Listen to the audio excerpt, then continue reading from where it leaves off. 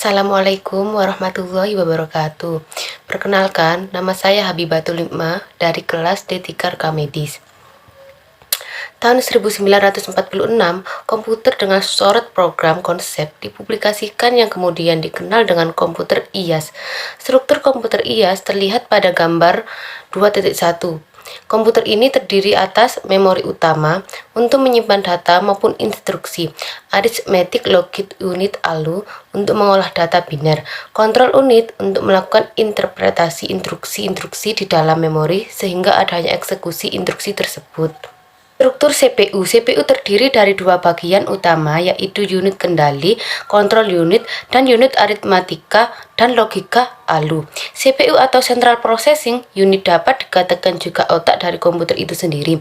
Sebuah komputer paling canggih sekalipun tidak akan berarti tanpa adanya CPU yang terpasang di dalamnya. Fungsi CPU. CPU mendukung pemrosesan data dengan melakukan fungsi mengambil, menkode, dan mengeksekusi pada instruksi yang diprogram.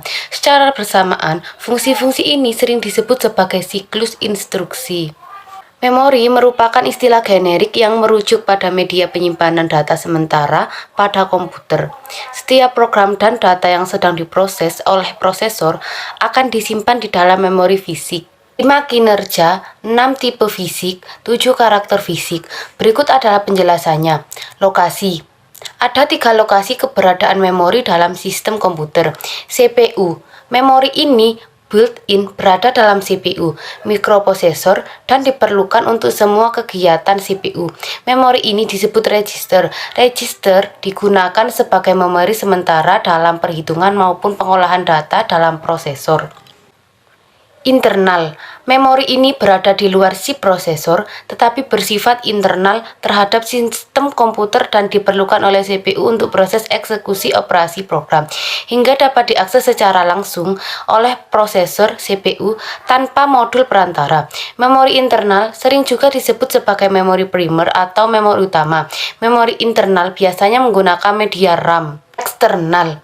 Memori ini bersifat eksternal terhadap sistem komputer dan tentu saja berada di luar CPU dan diperlukan untuk menyimpan data atau instruksi secara permanen. Memori ini tidak diperlukan di dalam proses eksekusi sehingga tidak dapat diakses secara langsung oleh prosesor CPU. Untuk akses memori eksternal ini oleh CPU harus melalui pengontrol atau modul IOS. Memori eksternal sering juga disebut sebagai memori sekunder. Memori ini terdiri atas perangkat storage peripheral seperti disk, pita magnetik, dan lain-lain. Kapasitas. Ukuran word. Kapasitas memori internal maupun eksternal biasanya dinyatakan dalam bentuk bit. 1 byte sama dengan 8 bit atau word. Jumlah word. Panjang word umumnya 8, 16, 32 bit. Satuan transfer.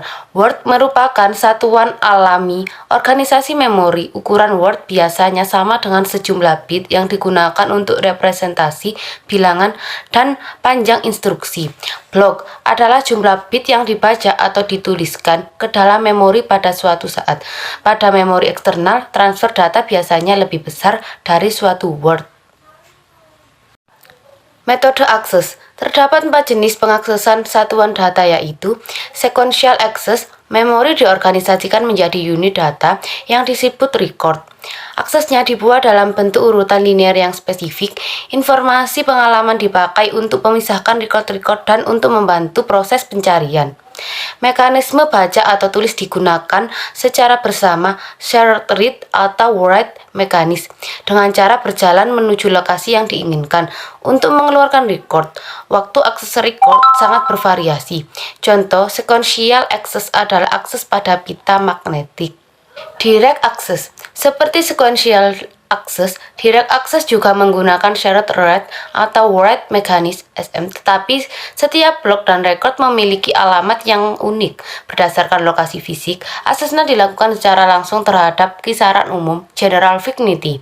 Untuk mencapai lokasi akhir, waktu aksesnya putih bervariasi. Contoh direct access adalah akses pada disk. Random access. Setiap lokasi dapat dipilih secara random dan diakses serta dialamati secara langsung. Waktu untuk mengakses lokasi tertentu tidak tergantung pada urutan akses sebelumnya dan bersifat konstan. Contoh, random access adalah sistem memori utama. Associative access. Setiap word dapat dicari berdasarkan pada isinya dan bukan berdasarkan alamatnya, seperti pada RAM. Setiap lokasi memiliki mekanisme tidak bergantung sendiri. Waktu pencariannya pun tidak tergantung secara konstan terhadap lokasi atau pola akses sebelumnya. Contoh associative access adalah memory cache. Kinerja. Ada 3 buah parameter untuk kinerja sistem memori, yaitu access time, waktu akses. Bagi RAM, waktu akses adalah waktu yang dibutuhkan untuk melakukan operasi baca atau tulis, sedangkan bagi non-RAM, waktu akses adalah waktu yang dibutuhkan untuk melakukan mekanisme baca tulis pada lokasi tertentu. Yang kedua, cycle time, waktu siklus. Waktu siklus adalah waktu akses ditambah dengan waktu transien hingga sinyal hilang dari saluran sinyal atau untuk menghasilkan kembali data bila data ini dibaca secara destruktif. Yang ketiga, transfer rate, laju pemindahan. Transfer rate adalah kecepatan pemindahan data ke unit memori atau ditransfer dari unit memori. Bagi RAM, transfer rate sama dengan 1, waktu siklus. Sedangkan bagi non-RAM, berlaku persamaan sebagai berikut. TN sama dengan waktu rata-rata untuk membaca atau menulis sejumlah byte. TA, waktu akses rata-rata. N, jumlah byte. R, kecepatan transfer dalam bit per detik. Terima kasih. Wassalamualaikum warahmatullahi wabarakatuh.